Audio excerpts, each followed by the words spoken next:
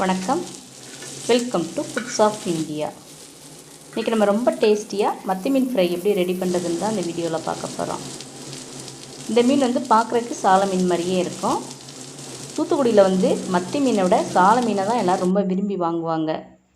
மத்தி மீன் கேரளாவில் தான் எல்லோரும் ரொம்ப விரும்பி வாங்குவாங்க. தூத்துக்குடியிலேருந்து கேரளாவுக்கு இந்த மத்தி மீன் தான் நிறைய எக்ஸ்போர்ட் ஆகும். இப்போ நீங்கள் பார்த்துட்ருக்க மீன் போட்லேருந்து இறக்குன உடனேயே வாங்கின மீன். நம்ம ஃப்ரிட்ஜில் ஸ்டோர் பண்ணி வச்சு யூஸ் பண்ணுறதோ அல்லது ஐஸில் வச்ச மீனையோ யூஸ் பண்ணுறத விட இந்த மாதிரி ஃப்ரெஷ்ஷான மீனை வாங்கி பொரிச்சோ குழம்போ வச்சோம்னா செம டேஸ்ட்டாக இருக்கும். இப்போ இந்த மீனை நம்ம க்ளீன் பண்ணி எடுத்துக்கலாம். தலையையும் அந்த சைட்லையும் ஃபுல்லாக அந்த மாதிரி கட் பண்ணிட்டு வால் பகுதியும் கட் பண்ணிடணும். அதுக்கப்புறம் இந்த உள்ளே இருக்க வேஸ்ட்டெல்லாம் எடுத்துடணும். அவ்வளோதான். இந்த மத்தி மீனை க்ளீன் பண்ணுறது ரொம்ப ஈஸியான வேலை. அதுக்கப்புறம் இது கூட கொஞ்சமாக உப்பு சேர்த்து நல்லா உரசிட்டு ஒரு 4-5 தடவை தண்ணி வச்சு கழுவி எடுத்துக்கணும். அப்புறம் சைடில் இந்த மாதிரி நம்ம கத்தினால் கீரி எடுத்துக்கணும். இந்த மாதிரி கீரி எடுத்தோம்னா மசாலாக்கெல்லாம் நல்லா உள்ளே சார்ந்து இருக்கும். ஏற்கனவே நம்ம சேனலில் மீன், நண்டு, இறால்லாம் எப்படி க்ளீன் பண்ணுறதுன்னு வீடியோ அப்லோட் பண்ணியிருக்கோம். அதில் டீட்டெயிலாக இருக்கும். அந்த வீடியோட லிங்க் கீழே டிஸ்கிரிப்ஷனில் இருக்குது. இன்றைக்கி ஒரு 15 மீன் நம்ம எடுத்து வச்சுருக்கோம். இதுக்கு தேவையான மசாலாக்களை நம்ம முதல்ல அரைச்சி எடுத்துடலாம். ஒரு மிக்ஸி ஜாரில் 1 டேபிள் ஸ்பூன் காஷ்மீர் மிளகாத்தூள், 1 டீஸ்பூன் மஞ்சள் தூள், 4 சின்ன வெங்காயம், அப்புறம் 5-6 பல் பூண்டு, ஒரு சின்ன துண்டு இஞ்சி இந்த மாதிரி பொடியாக நறுக்கி சேர்த்துக்கணும். அப்புறம் 1 டீஸ்பூன் மிளகுத்தூள் அல்லது முழு மிளகு, காரத்துக்கு 3 மிளகாய் வத்தல், அப்புறம் இந்த மீனுக்கு தேவையான அளவு உப்பு. இப்போ இதை அரைக்கிறதுக்கு நம்ம கொஞ்சமாக தண்ணி சேர்த்து மிக்சியில் நல்லா இந்த மாதிரி நைஸாக அரைச்சி எடுத்துக்கலாம். நீங்கள் காஷ்மீரி மிளகாய் இல்லாமல் ஆர்டினரி மிளகாத்தூள் சேர்க்குறீங்கன்னா மிளகாத்தூளோட அளவு கொஞ்சம் குறைச்சி சேர்த்துக்கணும். இப்போ கொஞ்சமாக தண்ணி சேர்த்து இதை நல்லா கலந்து விட்டுக்கணும். அதுக்கப்புறம் நம்ம கழுவி சுத்தம் பண்ணி எடுத்து வச்சுருக்க அந்த மீனை ஃபுல்லாக அதில் சேர்த்து நல்லா அந்த மீனில் இந்த மசாலா படுற அளவுக்கு நம்ம கையினால் நல்லா இந்த மாதிரி கலந்து விட்டுக்கணும். பெரிய மீனுன்னா நம்ம ஒவ்வொரு மீனாக எடுத்து தனித்தனியாக அந்த மசாலாவை தடவி விடலாம். இது சின்ன மீன்கிறனால மொத்தமாக சேர்த்துட்டே நம்ம இந்த மாதிரியே கலந்து விட்டுக்கலாம். மசாலா எல்லாம் மீனில் நல்லா சார்ந்து வந்துடும். நல்லா இந்த மாதிரி கலந்து விட்டதுக்கப்புறம் ஒரு அரை மணி நேரம் நம்ம அப்படியே ரெஸ்ட்டில் வச்சுருந்தோம்னா இந்த மீனுக்குள்ளே ஃபுல்லாக அந்த மசாலா நல்லா சார்ந்து இருக்கும். இப்போ அரை மணி நேரம் ஆனதுக்கப்புறம் நம்ம மீனை பொரிக்க ஆரம்பிச்சிடலாம்.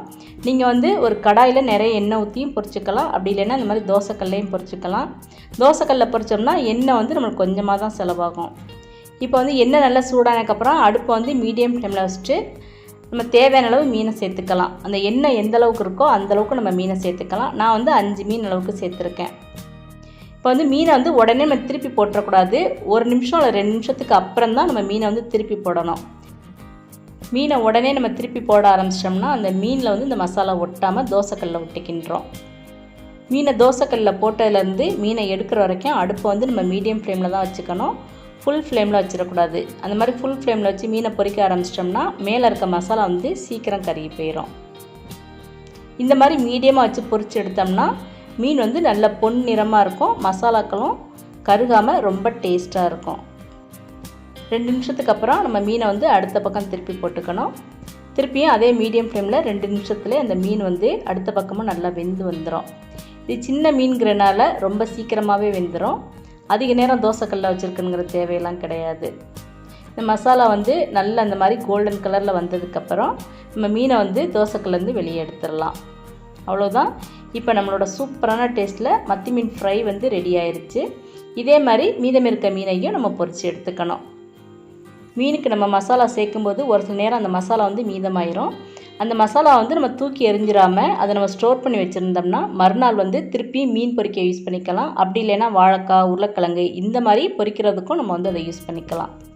மசாலா தடவின மீன் எல்லாத்தையும் மொத்தமாக பொரிச்சிடாமல் தேவைக்கேற்ப கொஞ்சம் கொஞ்சமாக சூடாக பொரித்து சாப்பிட்டு பாருங்கள். அதனோட டேஸ்ட்டே தனி தான். சுட சுட நம்மளோட மத்தி மீன் ஃப்ரை இப்போ ரெடியாக இருக்குது.